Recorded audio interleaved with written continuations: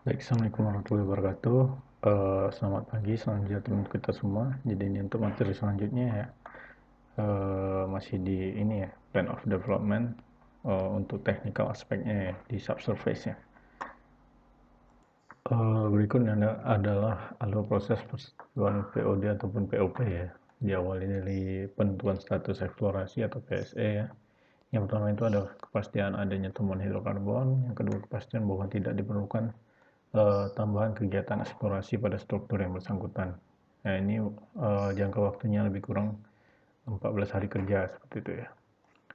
Lalu setelah dipastikannya ditemukan adanya potensi hidrokarbon di lapangan yang dieksplorasi ya. Kemudian sudah dipastikan juga tidak ada tambahan kegiatan eksplorasi pada struktur yang bersangkutan, artinya data-datanya sudah dilengkapi semua, maka dilanjutkan ke tahap pre-POD. Nah, pre-POD ini adalah berupa evaluasi teknis POD. Jadi eh, data-data apa saja dan analisa apa saja yang perlu disiapkan untuk melakukan POD seperti itu ya. Nah, untuk rentang waktu dari kegiatan POD ini lebih kurang persiapan datanya itu lebih kurang 3 bulan sampai dengan 1 tahun ya. Sedangkan untuk POP mungkin yang lebih singkat antara 2 sampai 3 bulan. Untuk rincian dari pekerjaan dari pre-POD ini adalah yang pertama itu kepastian aspek subsurface-nya ya, mulai dari in place-nya, in place hydrocarbonnya ya, atau cadangannya, recovery atau cadangannya, lalu jumlah sumur yang optimum ya untuk si reservoirnya, lalu perkiraan produksinya.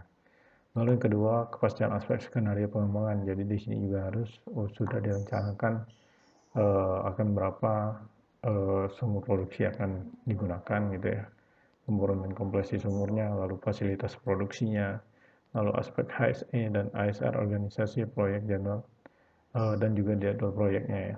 Lalu setelah semua data-data dari untuk POD ini sudah disiapkan, maka dilanjutkan ke tahapan evaluasi kewajaran biaya pengembangan dan keekonomiannya atau analisa POD-nya ya. Di sini perlu dipastikan mengenai besaran biaya pengembangan ya, berupa biaya investasi, lalu biaya operasi untuk termasuk dengan ASR-nya ya. Dan yang kedua, kepastian mengenai indikator keekonomian ya, mulai dari GOI-TEK, PV GOI-TEK, NPV, kontraktor, IRR kontraktor, dan POT-nya atau PO time-nya. NPV ini net present value ya. Sedangkan ini ya, GOI tag-nya adalah Government of Indonesian tag-nya ya. Lalu PV GOI tag-nya adalah present value Government of Indonesia tag. Sedangkan IRR kontraktornya adalah internal rate of return kalau nggak salah. Itu ya. Untuk jangka waktunya lebih kurang 31 hari kerja untuk POD dan POP-nya itu 21 hari kerja ya. Next. Jadi ini kondisi migas untuk saat ini ya.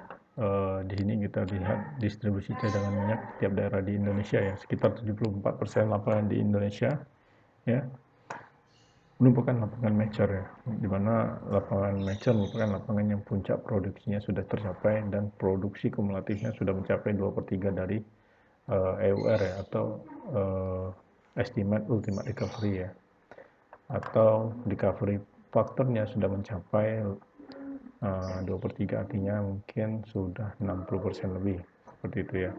Nah di sini dapat kita lihat yang warna kuning ini adalah lapangan-lapangan mature-nya ya, atau mature field-nya, yang warna hijau adalah immature fields, dan yang warna abu-abu adalah undeveloped fields ya, atau lapangan yang belum dikembangkan.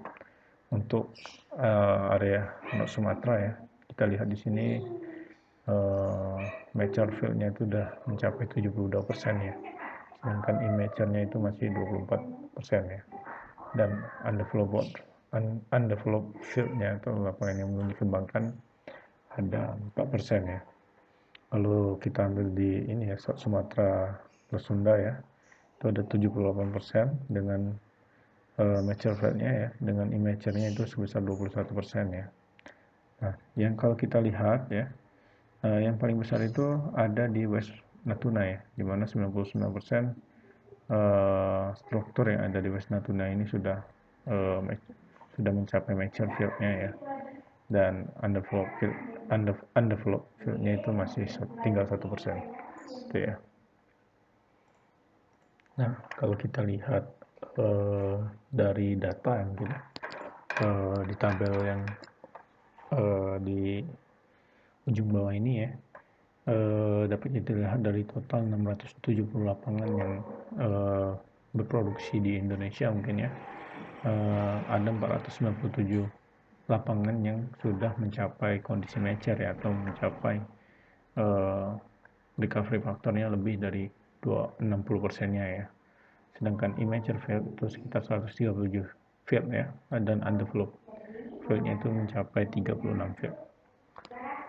Nah, kalau kita lihat memang kegiatan aktivitas eksploitasi ini masih dominan di area barat dari Indonesia ya. Sekitar 91%-nya ada di Jawa, Sumatera, dan mungkin Kalimantan ya. Sedangkan 9%-nya berada di bagian timur dari Indonesia ya. Karena memang kebanyakan ya lapangan yang ada di Jawa dan Sumatera ini kebanyakan memang bekas peninggalan Belanda ya. Jadi kita tinggal, atau pemerintah kita tinggal melanjutkan saja. Tuh. Sedangkan untuk kawasan timur ini memang dibutuhkan peran serta investor untuk mengembangkan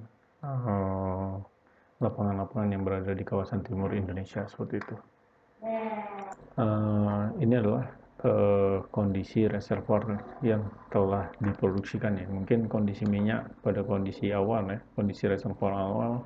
Di reservoir itu kita lihat ya, di pori-pori batuannya masih dijenuhi oleh minyak ya. Jadi mungkin saturasi waternya masih sangat rendah ya. Namun setelah beriringnya waktu ya, dengan proses produksi yang sudah lama, pori-pori batuan ini mulai dijenuhi oleh air ya, karena minyak yang terproduksi itu tergantikan oleh air yang ada di akuifer ya, sehingga nilai saturasi airnya menjadi lebih tinggi di pori-pori batuannya ya, sehingga cadangan atau recovery faktor minyaknya sudah besar ya, sehingga remaining reserve-nya juga semakin sedikit seperti itu ya. Dan inilah yang dikatakan sebagai reservoir yang telah mature ya, dimana lebih dari 2/3 isi fluida yang ada di reservoir adalah berupa air gitu ya, sedangkan 1/3-nya barulah yang tersisa adalah oilnya ya. Dan juga untuk memproduksikan minyak yang tersisa ini ya, atau remaining reserve ini, dibutuhkan metode produksi yang unconventional ya, seperti secondary recovery ataupun enhanced oil recovery. Next, berikut yang ada di depan kita ini adalah tahapan kegiatan dari eksplorasi dan produksi ya, di mana dari tiap tahapan ini ya, ada fase-fase ini diperlukan studi-studi sendiri ya. Contohnya mungkin pada fase eksplorasi ya, yang dilakukan adalah studi GNG ya, atau geologi and geophysics. Analisanya berupa evaluasi cekungan, identifikasi prospek, lalu pemboran eksplorasi itu masih masuk ke tahapan eksplorasi ya, di mana yang ditentukan di sini adalah play, lead, and prospeknya ya, di mana play itu adalah untuk mengidentifikasi kehadiran hidrokarbon, sedangkan lead untuk mengidentifikasi pelamparan hidrokarbon, dan juga prospek untuk mengidentifikasi akumulasi dari hidrokarbon. Itu ya.